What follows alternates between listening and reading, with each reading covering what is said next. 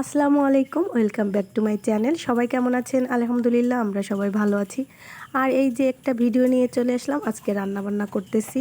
তো গ্রামে থাকি, তো একটু মাটির চুলায় রান্না না করলে কি হয় বলেন তো? এই জন্য আমি মাঝে মাঝে মাটির চুলায়ও রান্না করি। মাটির চুলার রান্নার টেস্ট অনেক ভালো আসে, যার কারণে রান্নাটা করা হয়। এই পাশে আমি দেখেন করলা ভাজি করে রেখেছি, আর এই পাশে সরিষা ইলিশ রান্না করতেছিলাম। তো রান্না বান্না করতেছিলাম, আর কি বলবো, রান্না করতে গেলে মাটির চুলায় কষ্ট হলেও খাওয়ার সময় কিন্তু অনেক মজা লাগে। আর এই যে সরিষা ইলিশ করতেছি, সরিষা ইলিশ কার কার পছন্দ? আমার কিন্তু অনেক পছন্দের। আর এই যে যে কড়ইটা দেখতেছেন, এটা হচ্ছে আমার শাশুড়ির হাতের কড়ই। তার পুরনো, সে কখনো ফেলতে দেয় না, এই কড়ইতেই রান্না করবা এরকম একটা বলে, এই জন্য এই কড়ইতেই রান্না করা।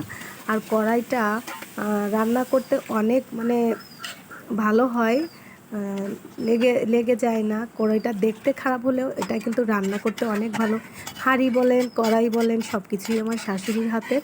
আর আমি সরষে ইলিশটা কষানো হয়ে গেছে, এখন পানি দিয়ে দিয়েছি।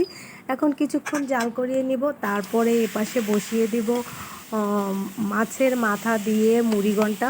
তো মাছের মাথা দিয়ে মুড়িঘণ্টা কার কার পছন্দ কমেন্টস করবেন। আজকে দুপুরের রান্নার কিছুটা অংশ আপনাদের সঙ্গে শেয়ার করলাম। তো ভালো থাকবেন, আল্লাহ হাফেজ।